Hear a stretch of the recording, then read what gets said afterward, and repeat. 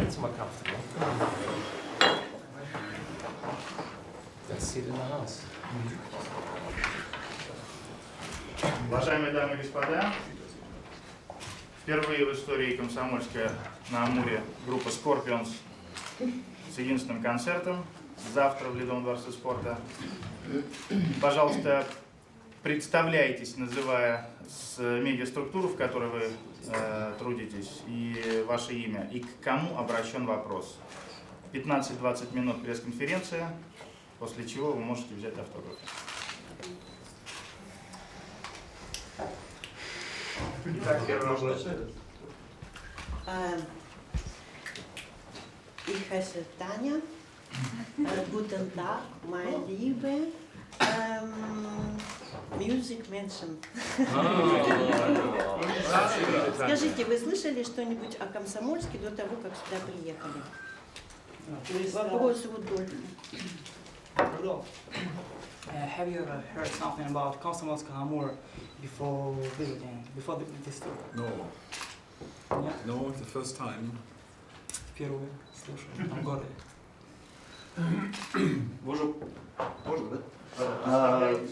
Михаил Дидух, программа «Вести Комсомольск-на-Амуре», телевидение. Скажите, вот вы уже посмотрели немножко «Комсомольск-на-Амуре», как он вам вообще? Может быть, традиционный такой вопрос, но я думаю, на него все-таки стоит ответить. «Комсомольск-на-Амуре». Well, you are in Komsomolsk, maybe you have already seen some places here, so what can you tell about the town? Maybe it's a kind of traditional question, but still. Well, we just arrived. First of all, it's great to be here for the very first time, and we just arrived, so we haven't seen that much, but we figured out that it's a lot of military people here, and on the way here there was a jet, a fighter jet landing, and just looking out of my window was such a noise. Wow! And there was another jet just about to start. There is. You know, so obviously we're not the only ones making noise here in this city. Мы только приехали, поэтому еще не успели ознакомиться с городом, но отметили, что в городе много военных, и по пути в гостиницу мы видели и услышали шум истребителя, затем был еще один, и вот сейчас можно опять же слышать звук самолета. Евгений Белоусов, издание «Моя газета». Guten Abend. Guten Abend. Мотивы Суерс.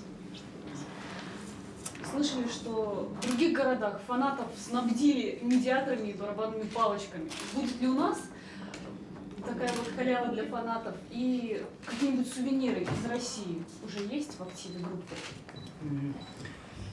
Matthias, we heard that in Khabarovsk fans got cymbals and other souvenirs from the band. And is it possible to get such souvenirs here in Komsomolsk? And have you any souvenirs from Russia already? The last part again? The last sentence only. Yes. Do you have any souvenirs from Russia? I got that. But then you said something else? No, I... If I have souvenirs from Russia, okay, now I got it. I think what people were talking about is that usually at our shows, like a lot of drumsticks are flying into the audience and are considered to be collector's items, and they're signed as well, yes. And so they're a souvenir for the fans. And so far, I didn't get a souvenir yet. I'm still waiting to find the right stuff. We've been to Russia though many times, and over the years we brought stuff with us. Very exciting if you come to a foreign country to bring some souvenirs. But on this trip, we didn't have any chance to go shopping yet. Обычно на наших концертах в зал летит множество барабанных палочек и прочих сувениров от группы. Это будет и в этот раз. Что касается сувениров из России, Мы еще ничего, у нас не было времени посетить магазины, и поэтому мы еще ничего не приобрели. Но обычно во время наших поездок мы стараемся взять сувениры из каждой страны. У меня есть чебурашка. Чебурашка.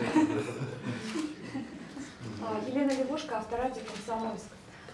Вы были той группой, которая прорвала железный занавес. Это было в 1988 году. Это действительно большое событие в истории нашей страны. За эти 20 лет как изменилась российская публика? Вопрос Рудольфу. Rudolf. Scorpions were the first band to visit the Soviet Union, and it was a great event. What can you tell? What has changed since that time?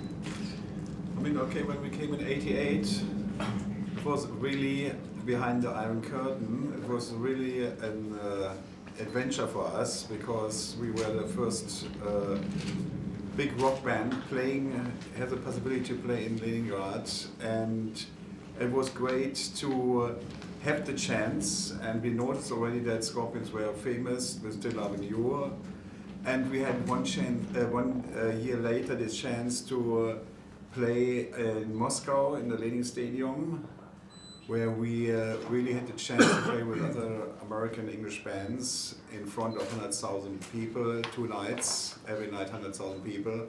And we noticed already in 1 year how the changes, what was happening. In the air was something, we said there must be something happening, and Klaus wrote the song Wind of Change, and which gave us the possibility to make a really big friendship, love affair with the Russian people, because we had a feeling, especially coming from Germany, and we wanted to very badly to go to Russia, because we said our parents came with tanks and we coming with guitars to play music, bringing love and peace.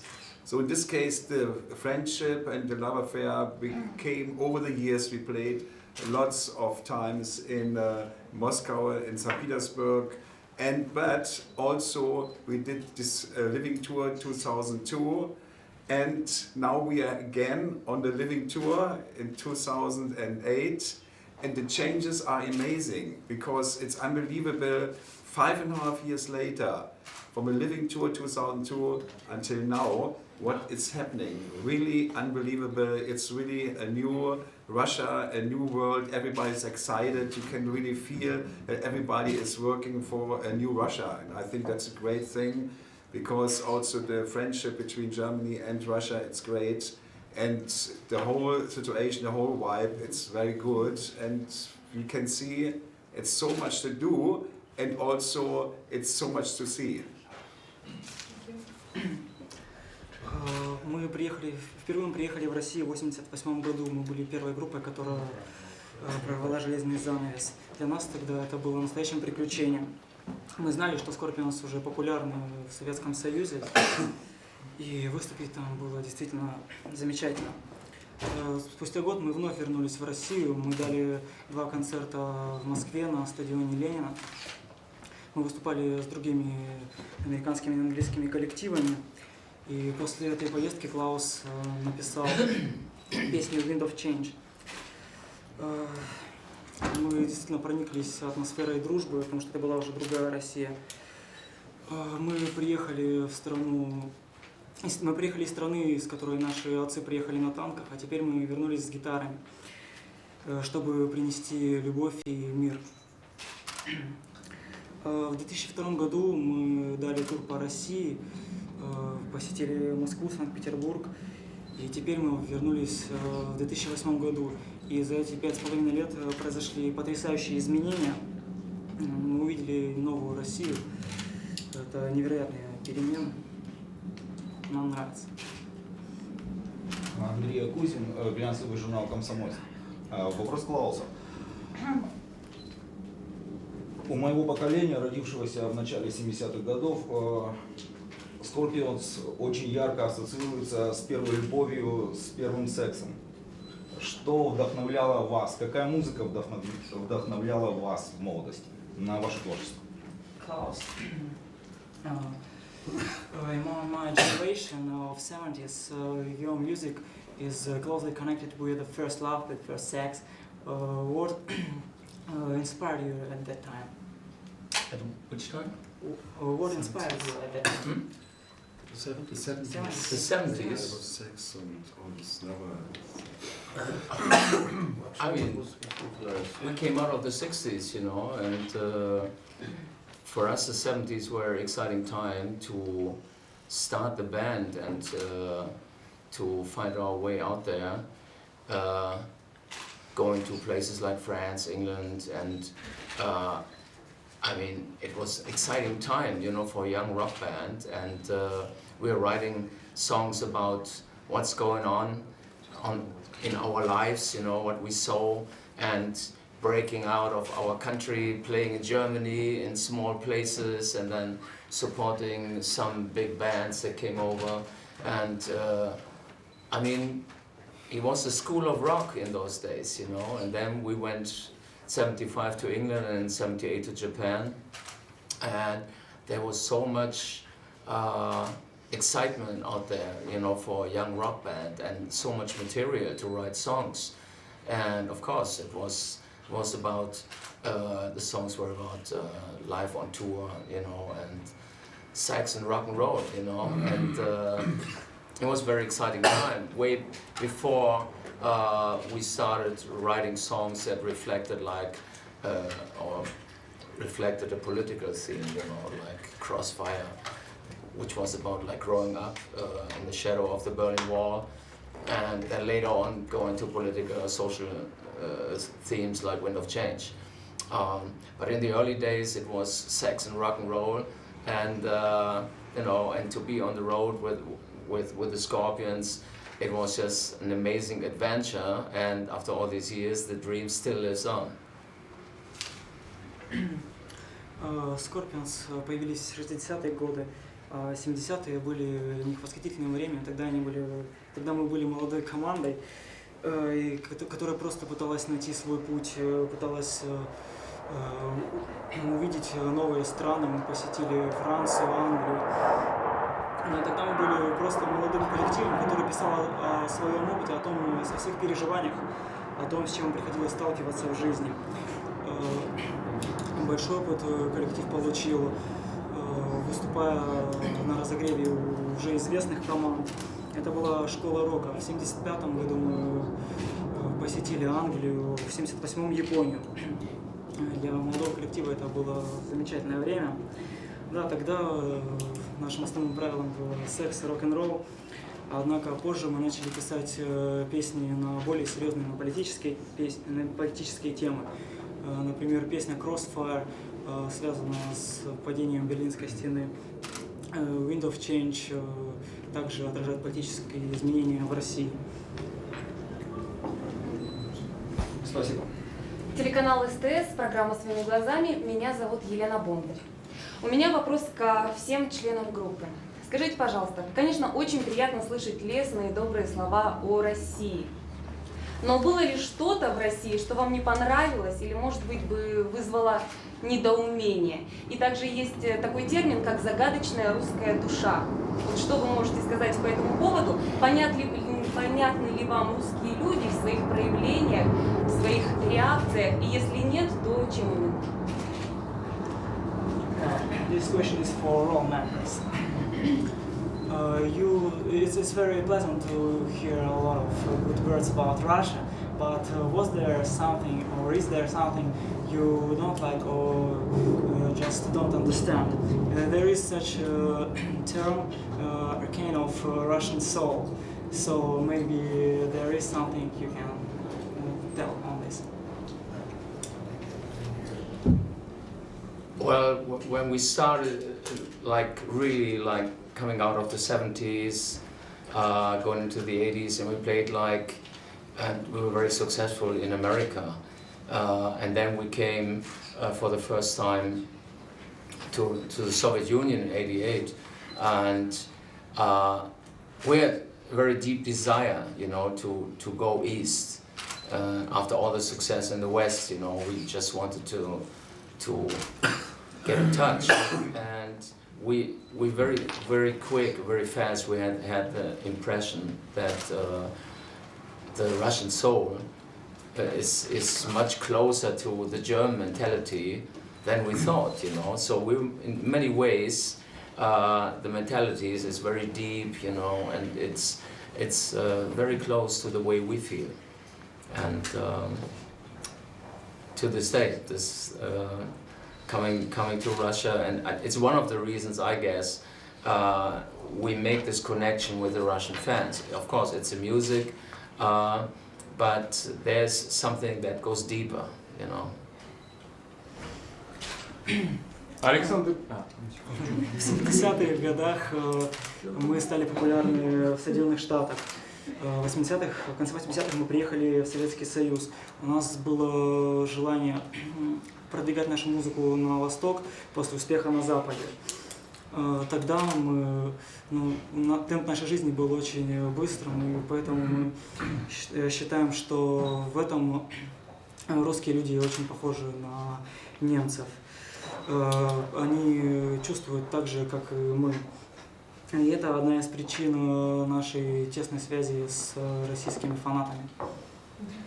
Уважаемые коллеги, сейчас будет заключительный вопрос пресс-конференции. И после этого остается у нас только на эксклюзив, соответственно, Light News, Авторадио, СТС, Моя газета.